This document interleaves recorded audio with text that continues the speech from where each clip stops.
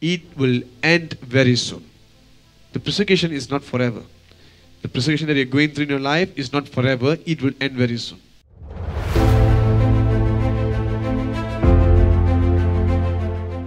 You see, 2 Corinthians chapter 4 verse 17. For our light affliction, which is but for a moment. Which means, your affliction exists, but it is only for a moment.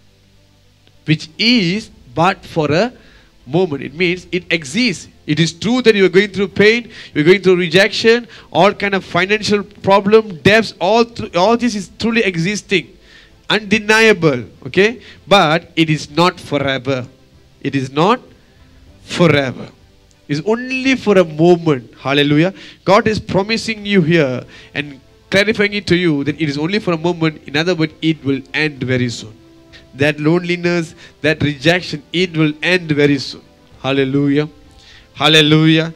See, it's a promise by the Holy Spirit to all of you today that your pain and sufferings are going to end very soon. You are not going to suffer the illness forever.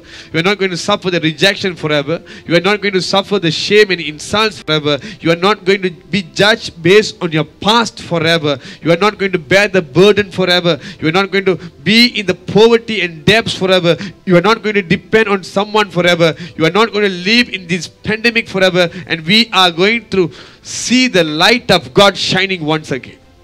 Hallelujah. We will surely see the light of God again. What all that we are going through is not forever. There is a time for everything.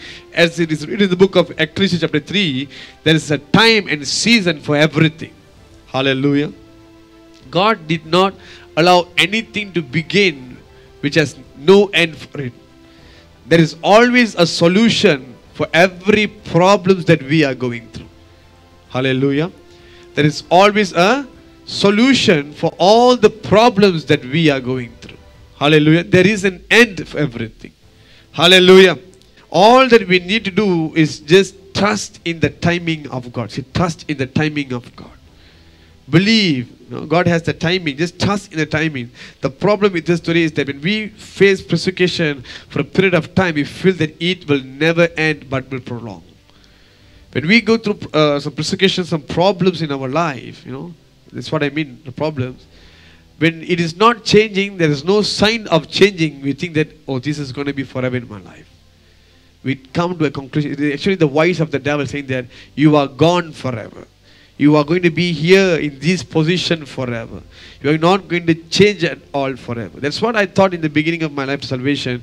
But God showed me most of the changes took place after 2 years or 3 years in my life. I did not stay the same all the time. It changed after 2-3 years. My situation was upgraded all the time. Hallelujah. From the worst become better. From being the lowly going to a higher position. It all happens 2 to 3 years. Maximum is 6 to 7 years. Hallelujah. More than that, you will not see that. I'm telling you, as a man of God, you will not go through the same situation more than 6 or 7 years. 6 years you are under slavery, under bondage. On the 7th year, you are free. Hallelujah. So the minimum will be 2 years of what you are going through in your life. Hallelujah. Whatever situation. From the time it began, it is going to be 2 or 3 or 6 or 7. I'm not giving you fortune prediction, I'm telling the fact of what the Bible says. Hallelujah. Hallelujah.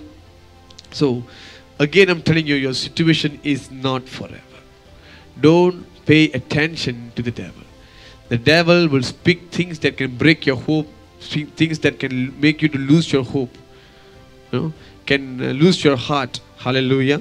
See, the first MCO, last year we know many people committed suicide when they lost their job, when they are unable to return back to their countries.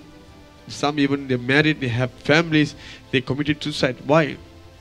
They could not accept, when they are being under the lockdown, unable to go back. They have to pay their rentals where they're staying.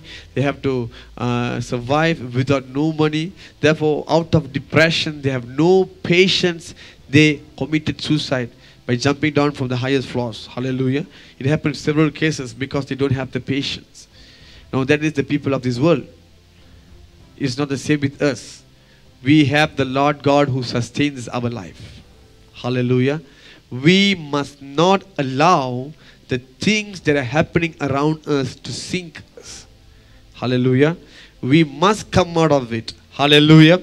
So, when you truly examine yourself, you know that most of the foolishness that have committed by you, it happens because of your impatience.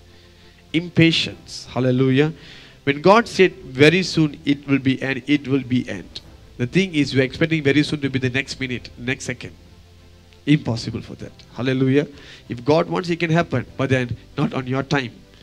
It will be on His time. But you have to wait upon Him alone. Hallelujah. Hallelujah. The problem is, when we stop waiting, we stop God working. When we stop waiting, we stop God working. Because God works when we wait on Him. Hallelujah. But at the moment we stop waiting, we are stopping God from working the things that He's doing for us. Because He is building your inner man. So when you try to do things on your own, it means you have stopped waiting for God. So now what happens? God said, okay, fine, go ahead, I'll wait for you. You are delaying the process, not me. You are delaying the process. It is not God. Hallelujah. So when you wait, God work. Hallelujah. Till that, don't lose heart. Don't lose heart. Hallelujah. That's why Paul made a reminder saying that do not lose heart. The light affliction will end soon. It will end soon. Hallelujah. He who promised you is faithful, and He will surely come. All that you are going through will surely come to an end very soon in your life. Hallelujah.